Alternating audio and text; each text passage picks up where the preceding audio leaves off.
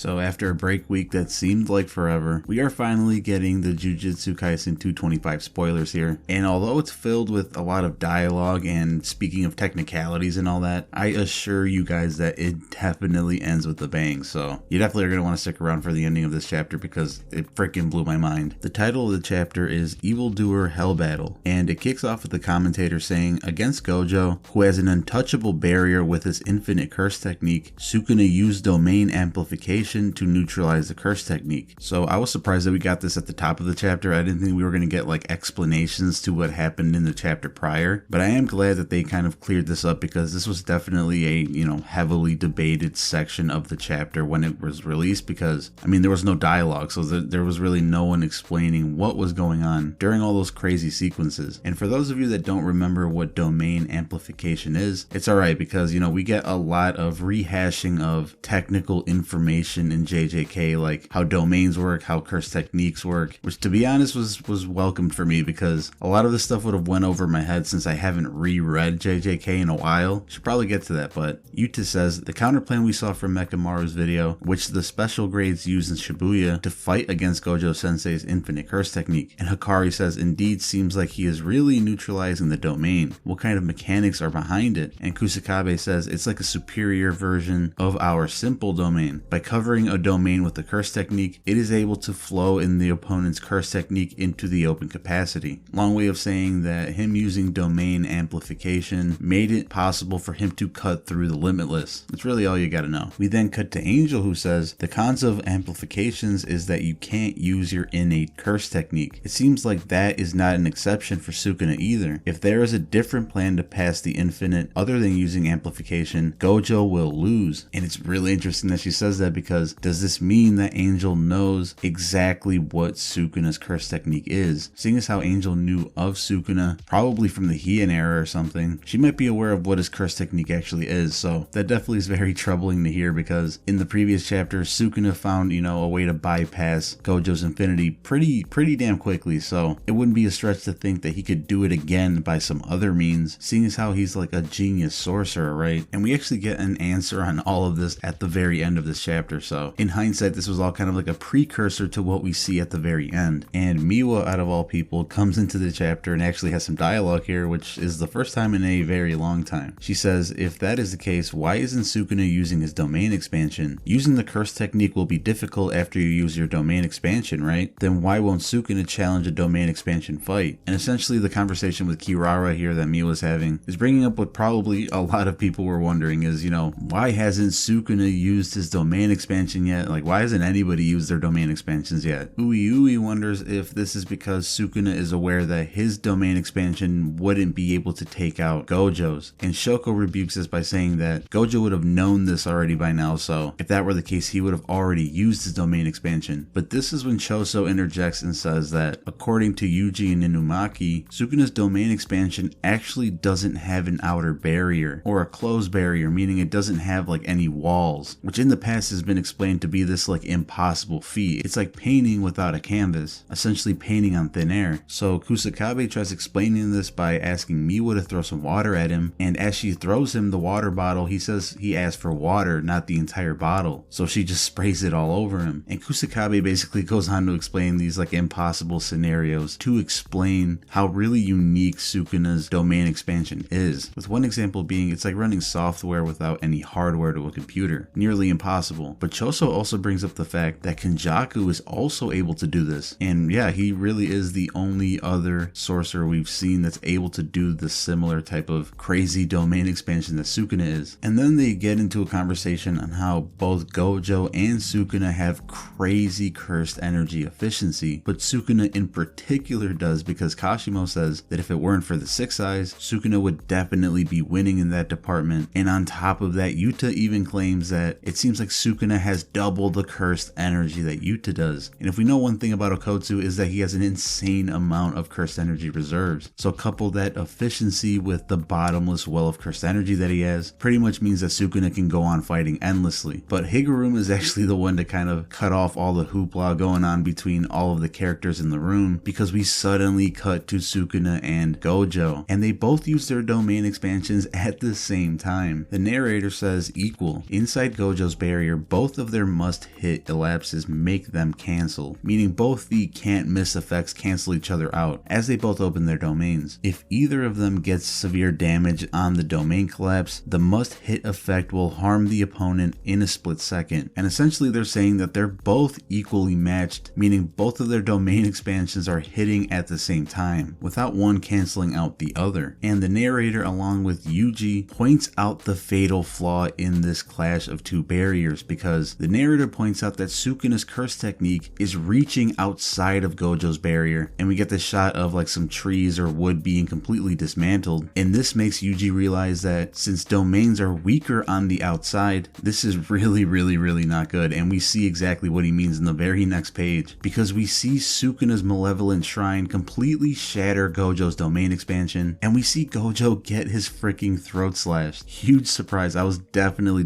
not expecting that. And of course Gojo can probably heal himself with reverse curse technique, but that's assuming that that's all the damage that he's about to take from Malevolent Shrine, because we gotta remember that when Sukuna uses this, everything in its path gets completely cut to shreds, like in a tiny minced pieces. So is this the full extent of what his domain is going to do to Gojo, or do we just like cut the chapter off right at the beginning of all the damage? We don't have to wait 2 weeks to find out this time, because the editor's comment here is that there is no break next week, which I'm very happy about, because this was definitely a cliffhanger that I'm not looking to wait 2 weeks to wait on. But man, it's super late at night, but this chapter definitely had me super hyped and not being able to go back to sleep, because I honestly just do not know what's going to happen after this. You'd like to say that Gojo's going to recover instantly and somehow get the upper hand in the next chapter, because it seems like they're just kind of switching back and forth in terms of dominance. But man, with Gege, with the way Gege writes, I just don't know. But that does it for the spoilers, guys. If you guys enjoyed this and want JJK spoilers each and every week that they come out, then make sure to subscribe and turn those notifications on. Let me know what you guys thought about this chapter in the comments below. Super exciting stuff. That is it for today's video though. Have an absolutely wonderful night or morning, whatever, and I'll see you in the next one.